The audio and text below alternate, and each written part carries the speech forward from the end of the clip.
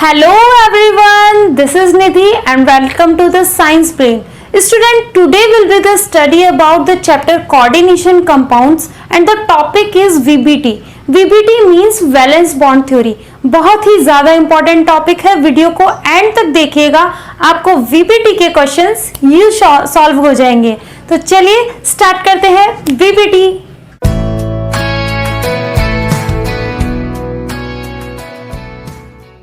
तो students, VBT means valence bond theory. देखिए ये जो थ्योरी थी वो साइंटिस्ट पॉलिंग ने डिस्कवर की थी इन 1931। वैलेंस बॉन्ड थ्योरी जो है, जिस तरीके से हम लोग किसी भी कंपाउंड का हाइब्रिडाइजेशन निकालते हैं, उसी तरीके से VBT में वैलेंस बॉन्ड थ्योरी में कुछ पोस्टुलेट्स दिए साइंटिस्ट पॉलिंग ने और बताया कि क्या इंपॉर्टेंस है VBT की या वैलेंस बॉन्ड थ्योरी की। वन बाय वन डिस्कस करते हैं। टोटल 5 पोस्टुलेट्स हैं। ये 5 पोस्टुलेट्स हमको बताएंगे कि VBT क्यों हमारे लिए जरूरी है कोऑर्डिनेशन कंपाउंड में। चलिए देखते हैं। देखिए फर्स्ट जो है, सबसे पहले वैलेंस बॉन्ड थ्योरी जो है डिस्कवर की थी साइंटिस्ट पॉलिंग ने इन 1931। देखिए स्टूडेंट्स, फर्स्ट जो पोस्टुलेट वो है second, the metal ligand bond arises by the donation of pair of electron by ligands to the metal atom. तो स्टूडेंट्स, मैंने आपको बताया था कि इस तरीके से एक कोऑर्डिनेशन एंटिटी होती है जिसमें कि आपका सेंट्रल मेटल एटम होता है जो कि अटैच्ड होता है लिगेंड से, और ये लिगेंड जो है अपने electron pair central metal atom को देता है, क्योंकि सेंट्रल मेटल एटम यहाँ पर डी ब्लॉक के मेटल्स होते हैं जिनका वैकेंट डी ऑर्बिटल होता है, जो कि लिगेंड से अपने इलेक्ट्रॉन पेयर एक्सेप्ट करते हैं। तो इस कारण से लिगेंड जो है वो लुईस बेस की तरह काम करता है और जो सेंट्रल मेटल एटम है वह है लुईस एसिड के तरह बिहेव करता है। तो स्टूडेंट्स, लिगेंड अपने इलेक्ट्रॉन सेंट्रल मेटल एटम को देता है, तो ये जो लोन पेयर अपने सेंट्रल मेटल एटम को दे रहा है, तो मेटल जो होता है उसमें वैकेंट डी ऑर्बिटल प्रेजेंट होते हैं, तभी वह अपने इलेक्ट्रॉन मेटल को दे पाता है और एक बॉन्ड का फॉर्मेशन करता है, जिस बॉन्ड को हमने कोऑर्डिनेट बॉन्ड बोला था। तो फर्स्ट पोस्टुलेट जो है पॉलिंग ने यही बताया था। सेकेंड पोस्टुलेट देखते हैं। These orbitals are obtained by the hybridization of the orbitals of the metal atom to give a set of hybrid orbital of equal energies। देखिए स्टूडेंट्स, हम बोलते हैं कि मेटल जो है वो वैकेंट डी ऑर्बिटल्स रखता है। तो वैकेंट डी ऑर्बिटल्स रखने के बाद में जितने उस मेटल के अंदर इलेक्ट्रॉन्स होते हैं वो लिगेंड्स के स्ट्रॉन्ग या वीक होने के कारण पेयरिंग एनर्जी कर लेते हैं। वो अभी हम आगे डिस्कस करेंगे कि what is pairing energy. Pair होने के बाद में जो ऑर्बिटल्स बचते हैं to overlap the ligands in these orbitals, उन ऑर्बिटल्स को हम लोग बोलते हैं हाइब्रिडाइज्ड ऑर्बिटल। तो देखिए जो हाइब्रिडाइज्ड ऑर्बिटल है वो लिगेंड पे ओवरलैप्ड हो जाते हैं और हाइब्रिडाइजेशन मॉलिक्यूल का फॉर्मेशन करते हैं। ये था सेकंड पोस्टुलेट साइंटिस्ट पॉलिंग का। नेक्स्ट देखिए third, the central metal atom then make available the number of empty orbital. यही हम आज इतनी देर से बोल रहे हैं कि जो मेटल होता है वो एम्प्टी ऑर्बिटल यानी खाली ऑर्बिटल्स का फॉर्मेशन करता है, ताकि जो लिगेंड्स होते हैं अपने lone pair central metal atom को दे पाए और एक कोऑर्डिनेट बॉन्ड का फॉर्मेशन कर पाए। ओके, नेक्स्ट जो है फोर्थ है। देखिए फोर्थ में आपको बताया गया है कि there will be the octahedral, square planar and tetrahedral complexes are formed as a result of D2sp3, DsP2 and sp3 hybridisation. देखिए स्टूडेंट्स, जब आप इन पोस्टुलेट्स के अकॉर्डिंग VBT के क्वेश्चन सॉल्व करेंगे तो आपको कॉम्प्लेक्स कंपाउंड्स की हाइब्रिडाइजेशन निकालनी पड़ेगी। अब ये हाइब्रिडाइजेशन जो होती है वो कई तरह की होती है। इसमें 2 तरह के ऑर्बिटल्स होते हैं। They are the inner orbitals and outer orbitals। इनकी डिटेल में स्टडी करेंगे। इनर ऑर्बिटल्स वो डी ऑर्बिटल्स होते हैं जिनमें डी ऑर्बिटल इनर वे से पार्टिसिपेट करते हैं कॉम्प्लेक्स कंपाउंड में तो वो कहलाते हैं इनर ऑर्बिटल्स, और जिनमें आउटर डी ऑर्बिटल पार्टिसिपेट करते हैं हाइब्रिडाइजेशन में उनको हम लोग बोलते हैं आउटर ऑर्बिटल्स। तो देखिए स्टूडेंट्स, हाइब्रिडाइजेशन कई टाइप की होती है, that is the sp3, this is called tetrahedral hybridisation, then sp2, this is the trigonal planar, and sp3d, sp3d2 and sp3d3। ये सभी जो है हाइब्रिडाइजेशन की टाइप है। इनकी नेमिंग और ये कितने टाइप के होते हैं वो अभी फर्दर स्टडीज में हम लोग अभी इसको डिस्कस करेंगे। उससे पहले हम लोग देखते हैं फिफ्थ पॉइंट। देखिए फिफ्थ पॉइंट में है number of unpaired electron is present. अगर आप कॉम्प्लेक्स में कंपाउंड में निकाल रहे हैं तो सेंट्रल मेटल एटम के ऑर्बिटल्स में अगर अनपेयर्ड इलेक्ट्रॉन्स प्रेजेंट हैं तो the complex is a paramagnetic, और अगर अनपेयर्ड इलेक्ट्रॉन प्रेजेंट नहीं है तो कॉम्प्लेक्स हो जाएगा डायमैग्नेटिक। ओके स्टूडेंट्स, ये बहुत ज्यादा इंपॉर्टेंट है, जरूर ध्यान दीजिए इस पे कि अगर अनपेयर्ड इलेक्ट्रॉन नहीं प्रेजेंट है, सारे पेयर्ड है, तो उसको हम लोग डायमैग्नेटिक बोलेंगे, और अगर अनपेयर्ड प्रेजेंट है, अनपेयर्ड इलेक्ट्रॉन प्रेजेंट है तो उसको हम लोग पैरामैग्नेटिक बोलेंगे। ये थे पॉस्टुलेट्स पॉलिंग के 5 पॉस्टुलेट्स। जो क्वेश्चन आता है वो डायरेक्टली कई बार आपसे थ्योरी बेस्ड अगर क्वेश्चन पूछा जाए तो ये 5 पॉस्टुलेट्स भी पूछ लिए जाते हैं, या फिर कॉन्सेप्शनल क्वेश्चन में आपसे 1 पॉस्टुलेट भी पूछ लिया जाता है। वैसे ये पॉस्टुलेट्स अप्लाइड होते हैं क्वेश्चंस के अंदर, तो इनकी एप्लीकेशन क्या है उसको देखते हैं। तो स्टूडेंट्स, पॉस्टुलेट्स के बाद में नेक्स्ट आपके आती है कैरेक्टरिस्टिक्स ऑफ लिगेंड्स। देखिए लिगेंड्स जो है वो 3 टाइप के होते हैं। The first is a strong ligand, second is average ligand and week ligand. अगर आप लोगों को वीबीटी के द्वारा या वीबीटी के थ्रू हाइब्रिडाइजेशन निकालना है, शेप निकालनी है किसी कॉम्प्लेक्स की, तो आपको बिल्कुल पता होना चाहिए कि वो लिगेंड्स स्ट्रॉन्ग है, एवरेज है या वीक लिगेंड्स है, तो ये आपको बिल्कुल पता होना चाहिए। देखिए स्टूडेंट्स, अगर हम बात करें स्ट्रॉन्ग लिगेंड की, तो स्ट्रॉन्ग लिगेंड वो होता है जो कि अपना इलेक्ट्रॉन पेयर स्ट्रांगली डोनेट कर दे। यानी कि लिगेंड की प्रॉपर्टी होती है लुईस बेस की, और लुईस बेस की प्रॉपर्टी होती है इलेक्ट्रॉन को डोनेट करने की। किसको? सेंट्रल मेटल एटम को। तो सेंट्रल मेटल एटम को जो लिगेंड अपने इलेक्ट्रॉन पेयर बहुत ही इजीली डोनेट कर देगा उसको हम लोग स्ट्रॉन्ग लिगेंड बोलेंगे। तो जो इलेक्ट्रॉन डोनर इजीली होता है that is called as a strong ligand. ठीक है, अब देखिए good electron donor is a strong ligand, then the example is a CO and is a cyanide. Okay, ये क्या है? गुड इलेक्ट्रॉन डोनर है। देखिए फॉर एग्जांपल मैंने यहां पे लिखा है carbon donor, nitrogen donor and oxygen donor. आपको ये तो पता ही है कि फोन एक आपने नाम चीज सुनी होगी, that is the fluorine, fluorine that is the oxygen and that is nitrogen. Okay, तो आप सबसे ज्यादा इलेक्ट्रोनेगेटिव होता है वो होता है fluorine, then oxygen, then nitrogen. Okay, fluorine क्या होता है? मोस्ट इलेक्ट्रोनेगेटिव एलिमेंट है। मोस्ट इलेक्ट्रोनेगेटिव एलिमेंट का मतलब अपने इलेक्ट्रॉन देता नहीं है जबकि इलेक्ट्रॉन गेन करता है। तो देखिए जब ये सबसे ज्यादा इलेक्ट्रॉन गेन करने वाला होगा तो इलेक्ट्रॉन एक्सेप्ट तो डोनेट तो कहां से करेगा? तो नाइट्रोजन जो होगा यहाँ पर सबसे ज्यादा इलेक्ट्रॉन डोनर होगा। ठीक है, और नाइट्रोजन से भी ज्यादा बात करें तो कार्बन जो होगा वो इससे भी ज्यादा इलेक्ट्रॉन डोनेट करेगा, क्योंकि इलेक्ट्रोनेगेटिविटी इसकी क्या है? कम है। तो यहाँ पर सबसे ज्यादा इलेक्ट्रोनेगेटिविटी ऑक्सीजन की है, इसलिए ये अपने इलेक्ट्रॉन बहुत ही कम डोनेट करेगा। इसके बाद में नाइट्रोजन जो है वो ऑक्सीजन से क्या है? कम इलेक्ट्रोनेगेटिविटी शो करता है, इसलिए जो नाइट्रोजन है वो अपने इलेक्ट्रॉन ऑक्सीजन से ज्यादा डोनेट करेगा।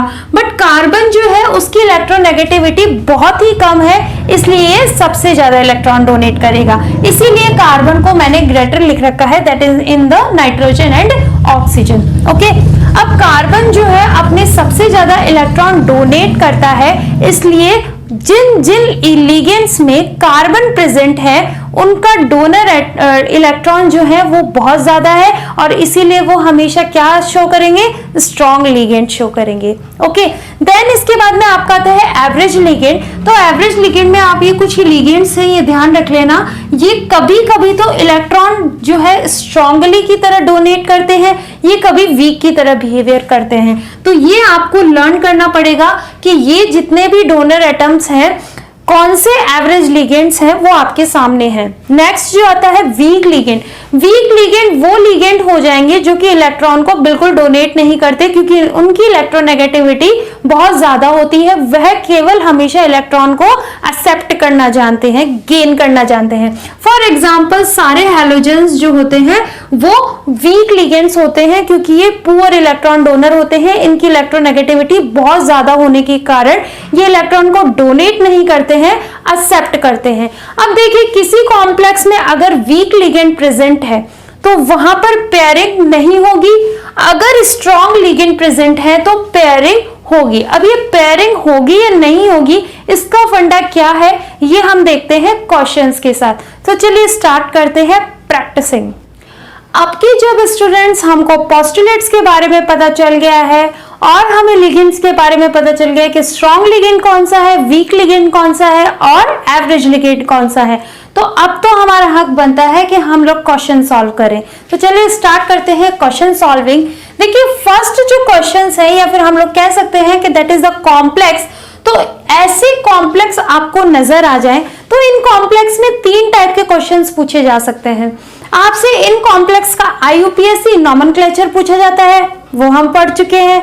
इसके बाद आपसे पूछा जा सकता है इस कॉम्प्लेक्स में सेंट्रल मेटल एटम की ऑक्सीडेशन स्टेट निकालना, तो वो भी हम पढ़ चुके हैं। आज जो है वो हम पढ़ने वाले हैं VBT, क्योंकि इस कॉम्प्लेक्स की हाइब्रिडाइजेशन प्लस इसकी शेप अगर आपसे पूछे तो हम VBT के थ्रू वो भी निकाल लेंगे।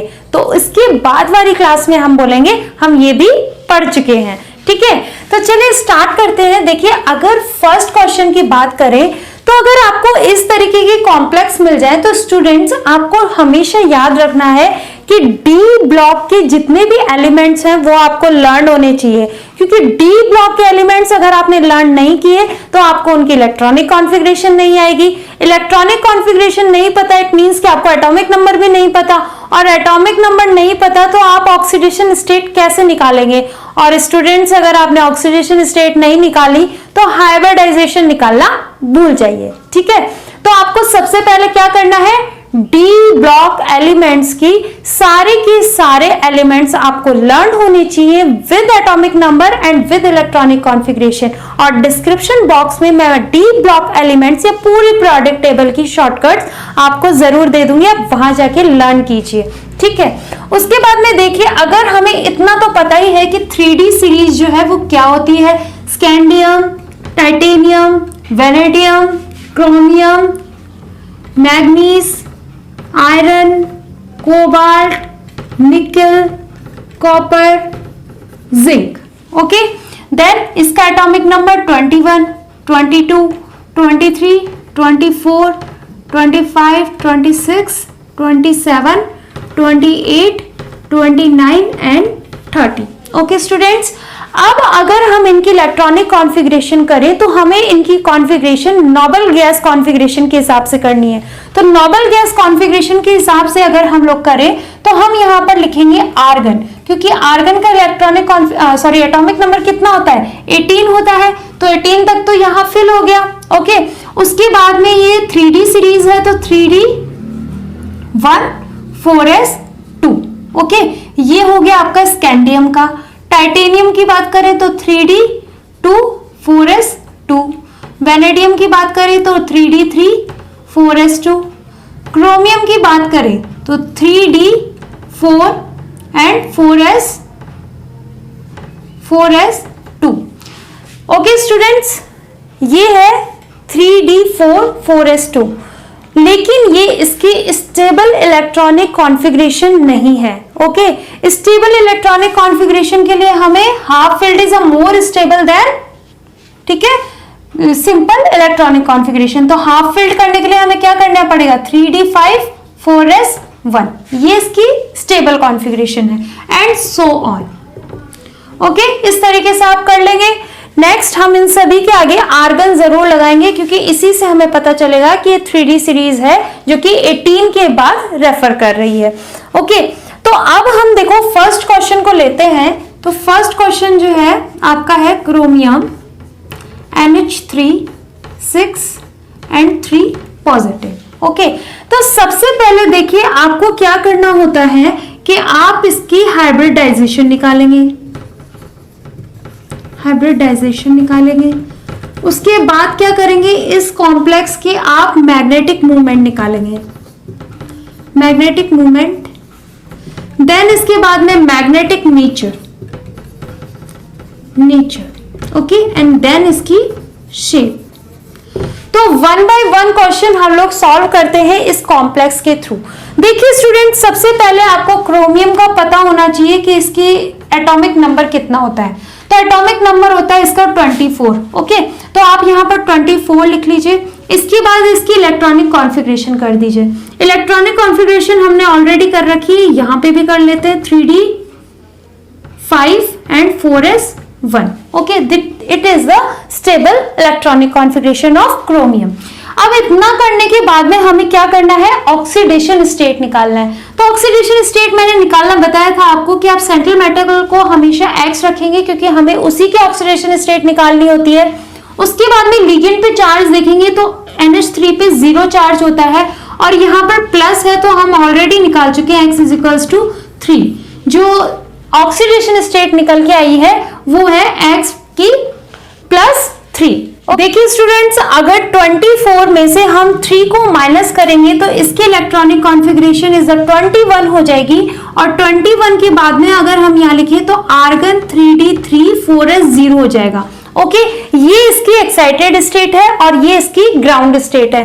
तो अब एक्साइटेड स्टेट को अगर हम बनाएं तो हम सबसे पहले इनर डी ऑर्बिटल्स बनाते हैं 1 2 3 4 5, देन इसके बाद में S, then P, then outer D orbitals. Okay, 1 2 3 4 5। Okay, तो ये है इनर डी ऑर्बिटल, ऑर्बिटल, ये S, ये P एंड ये आउटर डी ऑर्बिटल। ओके, अब देखिए आपको क्या करना है, आपको देखना है कि लिगेंड जो है वो स्ट्रॉन्ग है या वीक है।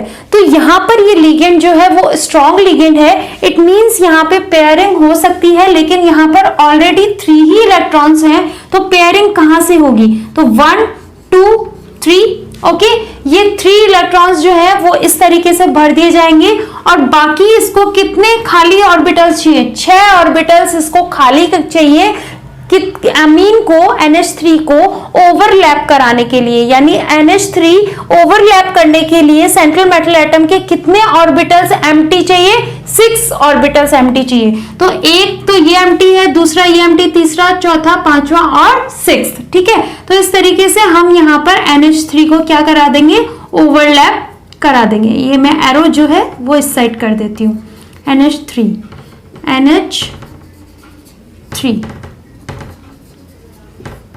इस तरीके से ये ओवरलैप हो जाएंगे। ओके, 6 हो गए ना, 1 2 3 4 5 6 हो गए। 6 NH3 ओवरलैप कर गए सेंट्रल मेटल एटम के हाइब्रिड ऑर्बिटल्स पर। तो देखिए अब कौन सी आपकी हाइब्रिडाइजेशन निकल के आती है, ये D ऑर्बिटल है तो D2, S 1 है तो S और P कितने हैं, 3 तो P3। तो D2sp3 हाइब्रिडाइजेशन कहलाती है ऑक्टाहेड्रल। ओके, तो हमारा यहाँ पर आंसर निकल के आ गया है कि हाइब्रिडाइजेशन जो है वो इसकी है D2sp3। ओके, देन शेप है इसकी ऑक्टाहेड्रल, ऑक्टाहेड्रल। मैग्नेटिक नेचर कैसा है, तो स्टूडेंट्स मैंने आपको पोस्टुलेट में बताया था 4th नंबर के पोस्टुलेट में कि जब इलेक्ट्रॉन्स अगर पेयर्ड हो तो वो डायमैग्नेटिक हो गए और अगर एक भी इलेक्ट्रॉन अनपेयर्ड है तो वो पैरामैग्नेटिक होगा। तो देखिए यहाँ पर तो 3 इलेक्ट्रॉन्स है, वो भी अनपेयर्ड है, क्योंकि देखिए पेयर्ड कब होते हैं, जब इस तरीके से और इस तरीके से इलेक्ट्रॉन्स हो। तो यहाँ पर तो अनपेयर्ड है, तो अनपेयर्ड होने के कारण ये जो है वो कैसा शो कर रहे हैं नेचर, पैरामैग्नेटिक, पैरामैग्नेटिक। ओके, तो यहां पर हम लोग बोल सकते हैं मैग्नेटिक नेचर जो है वो क्या है, पैरामैग्नेटिक है। तो इसका मैग्नेटिक मूवमेंट निकालने के लिए फॉर्मूला होता है, मैग्नेटिक मूवमेंट को डिनोटेड किया जाता है म्यू से, that is called as mu, and इसके बाद में इसका फॉर्मूला होता है n+2। ओके, n जो होता है वो होता है number of unpaired electron, unpaired electron. Okay, तो number of unpaired electron n है, तो यहां पर हमने जो निकाला उसमें देख लीजिए नंबर ऑफ अनपेयर्ड इलेक्ट्रॉन कितने, 1 2 3। अगर पेयरिंग लेते तो वो इस तरीके से होता, लेकिन यहां पर तो ओनली 1 इलेक्ट्रॉन प्रेजेंट है, तो 1 इलेक्ट्रॉन होने की वजह से हम लोग n में क्या रख देंगे, 3+2। सॉल्व कर लीजिए, कितना आ जाएगा, 3 5 और √15। तो इसका आंसर आएगा 3 पॉइंट कुछ करके आएगा, आप निकालिएगा। तो इसका मतलब यहां पर कितने अनपेयर्ड इलेक्ट्रॉन प्रेजेंट है, 3 प्रेजेंट है, और ये इसका मैग्नेटिक मूवमेंट निकल के आया, जिसको हम लोग बोर मैग्नेटॉन से डिनोट करते हैं। ओके, तो ये था इसका मैग्नेटिक मूवमेंट। तो हमने वीबीटी के थ्रू हाइब्रिडाइजेशन निकाल ली, शेप निकाल लिया, मैग्नेटिक मूवमेंट निकाल लिया और मैग्नेटिक नेचर निकाल लिया। तो ये थी कंप्लीट वीबीटी। इसका सेकंड एग्जांपल देखते हैं, फिर आपको और भी ज्यादा क्लियरिटी आएगी। देखते हैं। तो स्टूडेंट्स, नेक्स्ट क्वेश्चन की बात करते हैं। नेक्स्ट क्वेश्चन है आपका हेक्सासाइनोफेरस। ठीक है, तो अगर हम लोग इसकी बात करें तो यहां पर हम लोग निकालते हैं, सेकेंड क्वेश्चन की बात कर रहे हैं। सबसे पहले आपको क्या पता होना चाहिए, आयरन का एटॉमिक नंबर पता होना चाहिए। तो आयरन का एटॉमिक नंबर होता है 26। ओके, तो 26 एटॉमिक नंबर की अगर इलेक्ट्रॉनिक कॉन्फ़िगरेशन करेंगे तो आर्गन 3d6 4s2। और अगर हम इसकी ऑक्सीडेशन स्टेट निकालें तो देखिए, ऑक्सीडेशन स्टेट निकालने के लिए X प्लस साइनाइड पे कितना चार्ज होता है, -1 चार्ज होता है, तो -6 आ जाएगा। 6 से मल्टीप्लाई करने के बाद में इज इक्वल्स टू -3। देन इसके बाद में X इज इक्वल्स टू -3 + 6, तो इज इक्वल्स टू कितना आ गया, +3 आ गया। तो यानी +3 इसकी ऑक्सीडेशन स्टेट आ गई। अब ऑक्सीडेशन स्टेट +3 आ गई है, तो इसमें से हमें कितने माइनस करने पड़ेंगे, 3 माइनस करने पड़ेंगे, तो कितना आ जाएगा, 23 आ जाएगा। अब हम इसकी इलेक्ट्रॉनिक कॉन्फ़िगरेशन करते हैं, तो आर्गन 3d5 4s0। ओके, ये इसकी एक्साइटेड स्टेट है, ये इसकी एक्साइटेड स्टेट है। ओके, एक्साइटेड स्टेट होने के कारण और फिर उसके बाद में आपको देखना है लिगेंड। देखिए, लिगेंड जो है यहां पर साइनाइड है, और क्या है साइनाइड में, कार्बन है।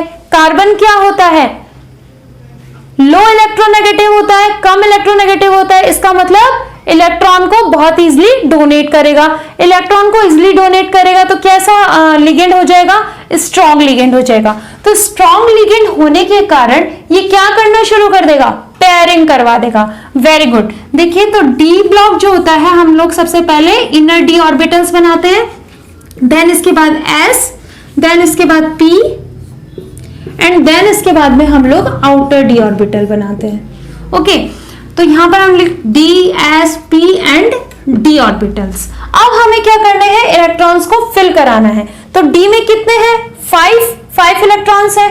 तो स्टूडेंट्स, हम लोग इसको 1 2 3 4 5 इस तरीके से फिल करते, बट अगर यहां पर स्ट्रॉन्ग लिगेंड प्रेजेंट है तो ये इस तरीके से फिल नहीं होगा, क्योंकि यहां पर इलेक्ट्रॉन्स की पेयरिंग हो जाएगी। और पेयरिंग कैसे होगी, ये जो आपके 3 कहलाते हैं, ये होते हैं T2G और ये होता है EG। Okay, in octahedral complex, ये हम आगे फर्दर CFT में पढ़ेंगे कि T2G और EG में डी ऑर्बिटल्स की कैसे स्प्लिटिंग होती है। वो भी बहुत ज्यादा इंपॉर्टेंट टॉपिक है, और ये टॉपिक आपके MSc लेवल तक या बहुत ज्यादा IIT लेवल तक जो है चलता है, तो इस वजह से बहुत ज्यादा इंपॉर्टेंट हो जाता है। तो अभी सिर्फ आप इतना समझिए कि जो 5 डी ऑर्बिटल्स हैं, ये 2 में डिवाइड होते हैं, that is the T2G and EG orbitals. तो इसके कारण सबसे पहले 3 जो इलेक्ट्रॉन्स है वो इस तरीके से फिल होंगे, देन जो बाद में बचे हैं वो इस तरीके से पेयरिंग करेंगे। ओके, अब इसको कितने ऑर्बिटल्स खाली चाहिए, साइनाइड को 6 एम्प्टी ऑर्बिटल्स चाहिए सेंट्रल मेटल एटम के। तो 1 cyanide, 2 cyanide, 3 cyanide, 4 cyanide, 5 cyanide and 6 cyanide, negative negative negative negative negative. Okay, तो अब इसकी इलेक्ट्रॉनिक कॉन्फ़िगरेशन अगर हम देखें तो सेम पहले की जैसे D2sp3 and again is called as octahedral geometry. Octahedral geometry इसकी हो जाएगी। ठीक है, तो ये तो हमने निकाल ली ऑक्सीडेशन स्टेट और इस हमने सबसे पहले इसका हाइब्रिडाइजेशन निकाल लिया, हमने शेप निकाल लिया ऑक्टाहेड्रल। अगर हम लोग मैग्नेटिक नेचर की बात करें तो मैग्नेटिक नेचर में देखिए दिस इज फर्स्ट, अगर ऑर्बिटल की बात करें तो डायमैग्नेटिक क्योंकि बोथ इलेक्ट्रॉन्स आर पेयर्ड। इसकी बात करें तो ये भी डायमैग्नेटिक है, बट यहां पर ये एक इलेक्ट्रॉन प्रेजेंट है जो कि सिंगल है, अनपेयर्ड है, इसलिए ये ओवरऑल कैसा कहलाएगा, पैरामैग्नेटिक। ओके, तो इसको हम लोग बोलते हैं पैरामैग्नेटिक। तो हम लोगों ने मैग्नेटिक नेचर भी निकाल दिया। अब मैग्नेटिक मूवमेंट निकालने के लिए क्या चाहिए हमें, mu is equals to n+2। Okay, तो n क्या है, number of unpaired electron. Number of unpaired electron कितने हैं, 1, तो 1 पुट कर दो, 1+2 कैलकुलेट 1, 3 एंड 3। इसका आंसर 1 पॉइंट कुछ करके आएगा, बोर मैग्नेटॉन। इसका मतलब इस कॉम्प्लेक्स के अंदर कितना अनपेयर्ड इलेक्ट्रॉन है, 1 अनपेयर्ड इलेक्ट्रॉन है। ओके, तो ये थी हाइब्रिडाइजेशन और shape of hybridisation, octahedral, magnetic nature, magnetic movement. VBT के थ्रू हमने सेकंड एग्जांपल किया। अब हम लोग स्टार्ट करते हैं थर्ड एग्जांपल, वेरी इंपॉर्टेंट। उसके बाद में आपको प्रैक्टिस क्वेश्चन की एक नई सीरीज कराई जाएगी। चलिए स्टार्ट करते हैं सबसे पहले थर्ड क्वेश्चन। तो स्टूडेंट्स करते हैं थर्ड एग्जांपल को सॉल्व। देखिए सेम लाइक एज अगर मैं यहां पर आपको ऑक्सीडेशन स्टेट निकाल के दे दूं और इसकी ग्राउंड स्टेट निकाल के दे दूं तो आपको एक्साइटेड स्टेट और आपको हाइब्रिडाइजेशन खुद से निकालना है और कमेंट बॉक्स में कमेंट करना है कि इसकी शेप क्या निकल के आती है। तो देखिए सिंपल एज Fe की 26 इलेक्ट्रॉनिक कॉन्फ़िगरेशन है, तो इलेक्ट्रॉनिक कॉन्फ़िगरेशन करेंगे तो 3d6 4s2 आ जाएगा। देन इसके ऑक्सीडेशन स्टेट निकालेंगे तो x + -6 = -4, तो x = +2 का निकल के आएगा। यानी हमें 26 से 24 करना है, तो आप 2 इसमें कम कर दीजिए, 3d6 4s0 आ जाएगा। अगर हम अब देख लीजिए ये कौन सा लिगेंड है, स्ट्रॉन्ग लिगेंड है, इट मींस कि इसमें पेयरिंग होगी। तो पेयरिंग कैसे होगी, देखिए D ब्लॉक है, D block, then S block, then P block and then again D block. Okay, तो सबसे पहले आप क्या करेंगे, इलेक्ट्रॉन्स फिल करेंगे T2G में क्योंकि पेयरिंग करना है हमको। तो 1 2 3 फिर 4 5 6 और कितने हमें खाली चाहिए, 6 खाली चाहिए, 1 2 3 4 5 6। तो इसकी भी हो जाएगी D2sp3। ओके, इसका मैग्नेटिक मूवमेंट, मैग्नेटिक नेचर और एक परफेक्टली डायग्राम बनाते हुए आप लोगों को इसकी हाइब्रिडाइजेशन निकालनी है। वैसे तो मैंने निकाल दी है आधे से ज्यादा और कंप्लीट ही निकाल दी है, मैग्नेटिक मूवमेंट निकालना है ओनली आपको। और उसके बाद आपको कमेंट बॉक्स में कमेंट करना है कि इसकी हाइब्रिडाइजेशन क्या निकल के आती है। देखिए प्रैक्टिस करने से आपकी बुक में, आपके एनसीईआरटी बुक्स में बहुत ज्यादा क्वेश्चंस दिए हुए हैं, इसकी प्रैक्टिस का आप बिल्कुल कीजिए, आपको बहुत इजीली वीबीटी समझ में आ जाएगी। इसके बाद हम लोग देखते हैं ड्रॉबैक या फिर डीमेरिट्स ऑफ वीबीटी। देखिए स्टूडेंट्स, वीबीटी थ्योरी को हमने कंप्लीट कर लिया है। वीबीटी थ्योरी के बाद में अगर किसी साइंटिस्ट ने थ्योरी दी है तो उसके ड्रॉबैक जरूर निकल के आते हैं। तो यहाँ पर भी साइंटिस्ट पॉलिंग ने वीबीटी को दिया तो कुछ ड्रॉबैक्स निकल के आए, कुछ डीमेरिट्स निकल के आई। वो क्या क्या थी कि जो देखिए सबसे पहले तो मेरिट्स की बात कर लेते हैं। मेरिट्स में क्या क्या किया था कि पॉलिंग साहब ने वीबीटी को अगर समझाया तो उन्होंने बता दिया था कि जो कॉम्प्लेक्स है उसकी हाइब्रिडाइजेशन क्या होती है, उसकी शेप क्या होती है, उसका मैग्नेटिक मूवमेंट कैसे निकलता है और उसकी मैग्नेटिक नेचर क्या होता है। लेकिन उन्होंने ये नहीं बताया कि it could not explain the colour of complexes. जो कॉम्प्लेक्स थे उनके कलर का आइडेंटिफिकेशन जो है वो साइंटिस्ट पॉलिंग नहीं कर पाए थे या फिर वीबीटी उसको एक्सप्लेन नहीं कर पाई थी। सेकेंड जो था, it fails to explain the absorption spectra of a coordination complex. देखिए कलर को एक्सप्लेन नहीं कर पाए थे, इसका मतलब वो एब्जॉर्प्शन स्पेक्ट्रा को भी नहीं एक्सप्लेन कर पाए थे। कौन? साइंटिस्ट पॉलिंग वीबीटी में। नेक्स्ट जो है, it does not explain thermodynamic और kinetic stability of coordination complex. Stabilities के बारे में, कॉम्प्लेक्स की काइनेटिक और थर्मोडायनेमिक स्टेबिलिटीज के बारे में भी वीबीटी नहीं बता पाई थी। नेक्स्ट एंड फोर्थ जो है, do not exactly calculate magnetic movement. उन्होंने मैग्नेटिक मूवमेंट के बारे में तो बताया, एक अच्छा खासा बोहर मैग्नेटॉन का फॉर्मूला भी दिया, बट एग्जैक्टली कैलकुलेटेड नहीं किया उसको, क्योंकि हमने भी देखा था कि रूट के बाद में जो आंसर आता था वो फ्रैक्शन में आ रहा था, पॉइंट्स में आ रहा था। तो एग्जैक्टली कैलकुलेटेड फॉर्मूला उन्होंने एक्सप्लेन नहीं किया था। और इन चारों पॉइंट्स यानी इन डीमेरिट्स को फुलफिल किया साइंटिस्ट जो भी आगे आए, उन्होंने थ्योरीज दी थी, CFT crystal field theory and MOT molecular orbital theory. उनको हम फर्दर क्लासेस में पढ़ेंगे। कैसा लगा आज का वीडियो जरूर कमेंट बॉक्स में बताइएगा, और इस चैप्टर को प्लीज रिवाइज कीजिएगा। आपको बहुत ही अच्छे से कोऑर्डिनेशन कंपाउंड बहुत अच्छे से लर्न हो जाएगा प्रैक्टिस के साथ। तो अपना ध्यान रखिएगा। Bye bye.